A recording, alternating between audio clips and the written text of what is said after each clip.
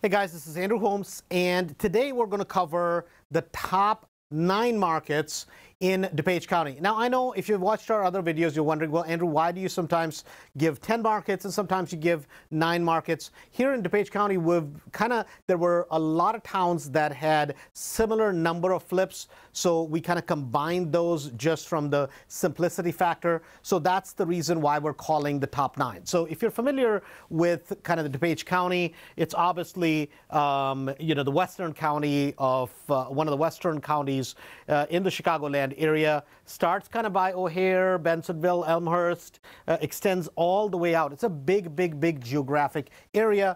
The other thing is in Dupage County, a lot of people will want to aspire to live in Dupage County, same as same as Lake County. So the competition in terms of the numbers in Lake County are very fierce.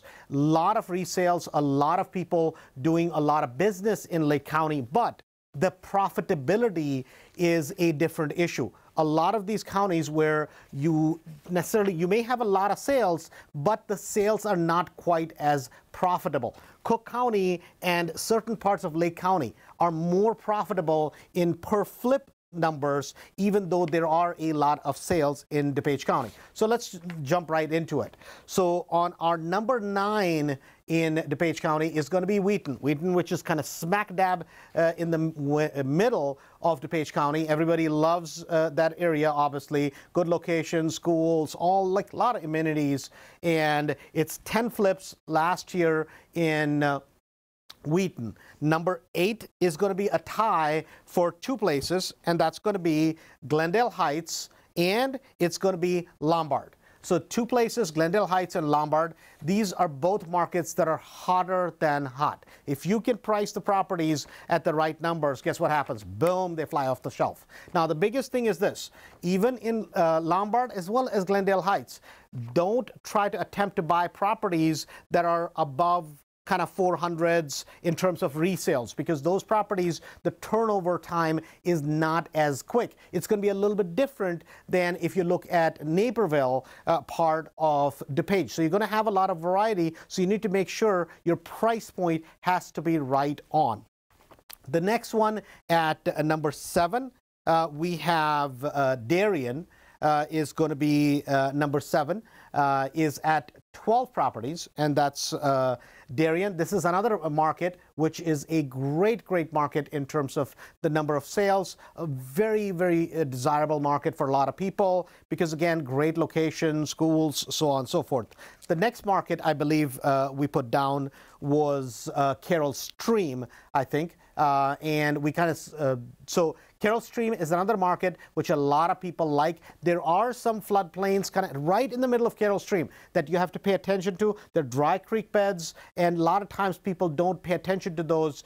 And the reason it comes to mind is I just helped a couple of people get out of a couple of messes where they got into flips in Carroll Stream. So please make sure you pay attention to that when you're buying a property in Carroll Stream. The next one is going to be 3 I should say towns that are tied in for number 5, and that's going to be Addison, West Chicago, as well as Hinsdale.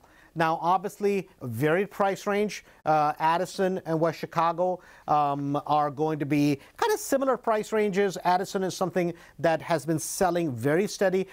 West Chicago has been one of the markets. I have absolutely loved the West Chicago market for a long time, but my reason for liking it has been rentals, not for flips. I haven't done a flip over there in a very long time because anything that is rentals in that market, we buy and we hold on to it. One key thing in both West Chicago as well as Addison to pay attention to is going to be, especially in West Chicago, is going to be non-incorporated properties. A large part of West Chicago is going to be in non-incorporated areas, and there is a difference in terms of how the properties sell in terms of non-incorporated versus incorporated. The other thing is there's a big school district change in that area also. 2 different school districts, so your numbers are going to vary in terms of what the turnover times are.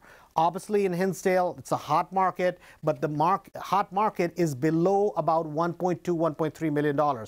Above that market, a lot of people get the impression Hinsdale is an expensive market, clearly, yet it is below a certain price point is where if I was looking to do a flip, that's where I would want to do a flip. I would not want to push the numbers 1.5, 1.6 in Hinsdale in general. The next one is going to be another tie for place number 4, and that's going to be Woodridge and Franklin Park. This should not be a surprise. Woodridge market has been a very, very strong market, and Franklin Park has been a very strong market. Now, there are parts of Franklin Park that have floodplain issues, but for some reason, because of the proximity to the airport, to kind of the location, maybe to highways, whatever the reason is, for some reason, the floodplains in general in Franklin Park have not been as big an issue, but that's something, if you're going to do flips, you want to pay close attention to.